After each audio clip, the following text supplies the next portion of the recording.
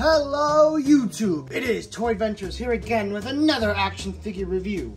And today guys, we're taking a look at the new G.I. Joe Classified Series Tiger Force David L. Bazooka Katzenbogen. We're just going to call him Bazooka for now. So this is a new release in the G.I. Joe Classified line. People have been able to be finding this guy at Targets for about 2 weeks now, I believe. He hasn't been too easy to find, but I have found him at a few Targets, and yeah. Pretty much what I'm looking out for now is Recondo, because the review up next is actually Duke on the Ram Cycle, so that one's knocked off the list too. Still gotta find a Crimson Guard, so there's still some G.I. Joe stuff out there for us to review. But for now, we're taking a look at Bazooka. Now, Bazooka is another one of those characters that I really didn't have a connection with. Even in my early days of G.I. Joe, I was never too interested in Bazooka, mainly because he was this t-shirt wearing kind of just average white dad looking guy. He wasn't too fascinating or exciting or anything, but in the Classified line, I find him interesting enough to get and to add to my roster, and I love adding new Joes, so I said, you know what, let's just get Bazooka. He is new. He's pretty interesting looking, and these G.I. Joe figures are great regardless, so why not get him? He'll be a fun purchase. So, taking a look at the box here, this is for the Tiger Force line, which is exclusive to Target. Now, Tiger Force is a hit or miss with a lot of people. I think it's good for the most part. It can get a little goofy sometimes in some of the designs, but for the designs you've been getting now for Classified, they've been very acceptable, and I've been quite happy with them. Mainly Recondo coming up. Like, Recondo looks amazing. And I think all they really did with Bazooka here is just give him those tiger striped pants. So, taking a look at the box here. Again, we have some wonderful box art of Bazooka, I think falling from a plane, shooting down at some Cobra troops with his bazooka. Oh, taking a look here at the side, we have even more awesome artwork of Bazooka coming in, and some blown up, I guess, Cobra armor or something. That might be a bat. I'm not entirely sure. And taking a look here at the back, it is the usual Tiger Force background. I think this is the G.I. Joe version with the Humvee just sitting right there. Just your standard kind of nothing background. I really hate this background. It's such a wasted space. There could be a bio right here telling you all about Bazooka. But instead, they literally just have a picture. A pointless picture. Not even a mural of the figures. This doesn't mean anything. What does this mean? Like, is this part of like a puzzle you have to figure out? Like, what is this? This is just wasted box space that could be reserved for a bio, but, you know, Hasbro could not be damned to do anything like that. They have forgotten what bios mean, except if it's on the retro card back. Yeah, if you get the retro card back, you get the full bio and everything. Just like the vintage toys. Why isn't that here? I don't know. They got lazy, I guess. It's just strange to me. Why aren't there bios when there's this huge open space where there could be a bio, but instead they put this abstract picture here? So, not too impressed with the backs of these Tiger Force boxes. Even the regular releases at least have the mural. Taking a look here at the side, we have, I don't know what that Spartan helmet with the cross means. I don't know what that is supposed to mean. It kind of has me lost. Demolitions expert, rocket expert, and bomb expert. So if there's anything that goes boom, Bazooka is your guy. He is number 54 in the line. Nothing here at the top. And yeah, let's go ahead and get this guy opened up. And here is everything out of the box. As you can see, not too crazy of a loadout. Again, he is not permitted a sidearm or holster or knife or anything. So when Bazooka's bazooka runs out, I guess it's the old Dukes and nothing else. I don't know why they don't issue them a holster and a pistol. Sure, their 80s figure may have not come with it, but like, do it anyway. It's not a big deal. Do it anyway. This does not feel like a true $24 you know, experience. If you guys didn't know, these are now up to $24 a pop. And, well, they're not really including all the accessories they could be.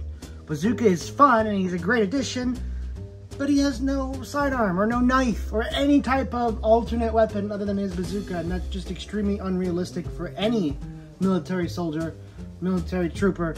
You know, they're not just going to issue with you with one weapon and one weapon in general, and because if that weapon fails, then you are utterly defenseless, just like Bazooka would be. So I really don't like when they include one gun, I can do with just one main weapon and one sidearm. That's perfectly fair, but just one weapon? Not even a knife?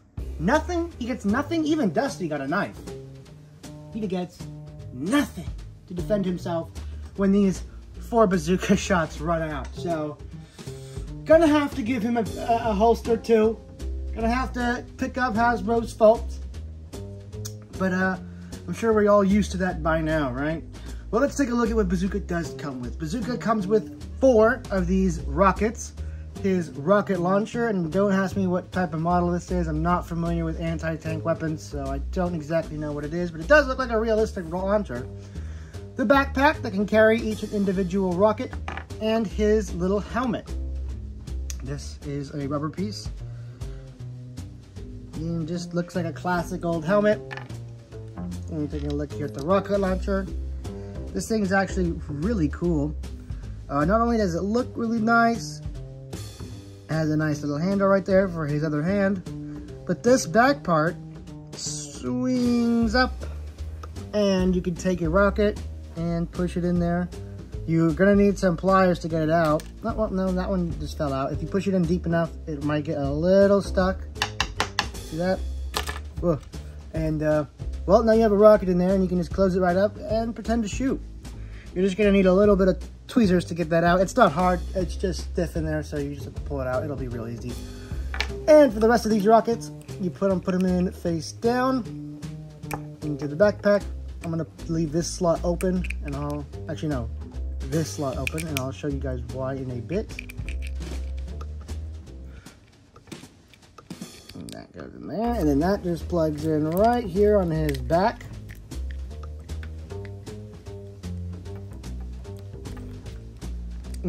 Just like that, and his helmet, unlike Dusty, fits on perfectly fine. Look at that.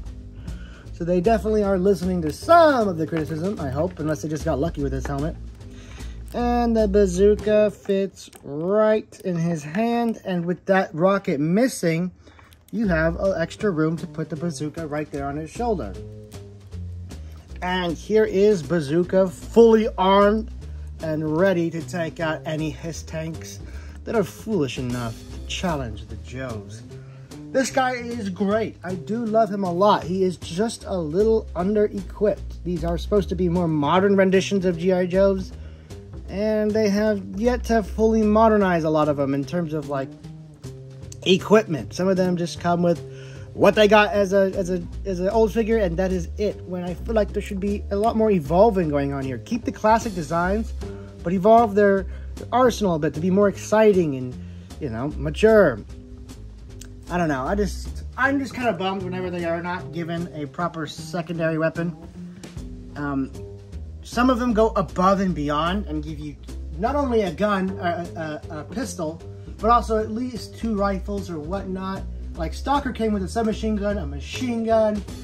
The Baroness came with a sniper rifle, an assault rifle, and 2 pistols. And even the Duke with Ram Cycle came with a submachine gun and pistol. So Duke, when he gets off the bike, is not defenseless like Breaker is. So they definitely do offer weapons, a lot of weapons with certain figures, and with other figures, just not enough. It's very strange how the rationing of weapons goes around in this line. I just wish it was a little better. This guy needs at least something. I would have been happy with at least just a knife, because this guy's a big, burly dude, as you can see. He's a big old buff guy. I feel like he could defend himself just fine with at least a knife. Pistol would have been better, but at least a knife, like a boot knife, because we all know how cool those are. But nothing. You're gonna have to add your own holster to him. That's just something I'm weird with. I just like that a little bit of immersion in there, where it's like, okay, his rocket ran out, but he's not defenseless. He can still take on Cobra with his little dinky sidearm. Which is better than his fists. Although, I don't know, Bazooka's looking pretty buff. I'm thinking he already got 2 guns right here. Looks like he's dual wielding right now, am I right? So, there's pros and cons, but it's mostly just cons in terms of the weapons. So, that being aside, Bazooka, I'm not sure how the regular Bazooka is supposed to look. I don't know if we've seen that yet. I think we've only gotten a look at the Tiger Force version. I usually frequent HasbroPulse.com, and I haven't seen a regular version of Bazooka. But this one is just fine. I like this a lot. The 14 on the chest is nice. It kind of gives me an idea. Hey, if you guys are like customizers, you could really make this any jersey you want it to be. If you have like a favorite football team, you can make this. You know, if you're good at painting, you can make this any of your favorite football teams and have you know, Bazooka be truly based. Truly based. And now we should get on to Bazooka's articulation, because for this big old burly guy, it's actually pretty good. You can see him having a little bit of tough time standing because the pegs on his, the joints on his legs haven't really fully loosened up on mine, and so posing them is a little tough. But you're gonna go ahead and get this backpack off just because it makes it easier to articulate. So now that we have all that covered, let's go ahead and see how G.I. Joe Freddie Mercury here can articulate. How can Freddie bust a move? So his head is on a ball joint, of course, giving you a ton of movement. And his neck is also, the base of the neck is also on a ball joint. And since there's no like giant collar or anything, it articulates very nicely.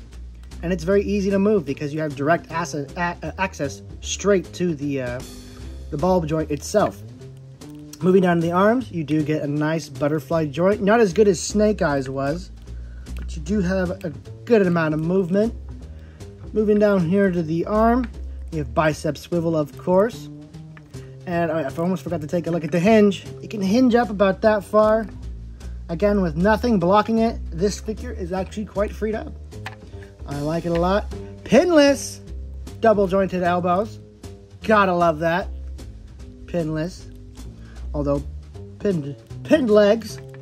Big sad, so sad, too bad. Rotation at the wrist. And this one has the classic excellent up and down, always good for a trigger finger hand. And this one also has the up and down, which is fine considering it's meant to hold the bazooka handle instead of like any other accessory that he doesn't come with. Coming down here to the abs,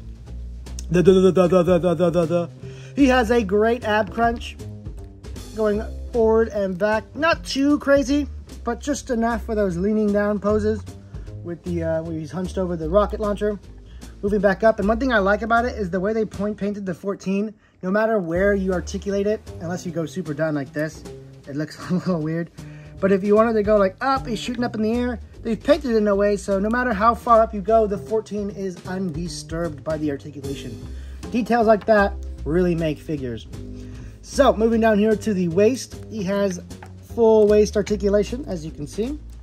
Moving down here to the legs, drop down kicking legs, so he can get some pretty nice poses. Although he got them thickum thunder thighs, so not too much of a kick, especially compared to like Snake Eyes, who can kick up above his head. This guy can still do some kicking when it's that football.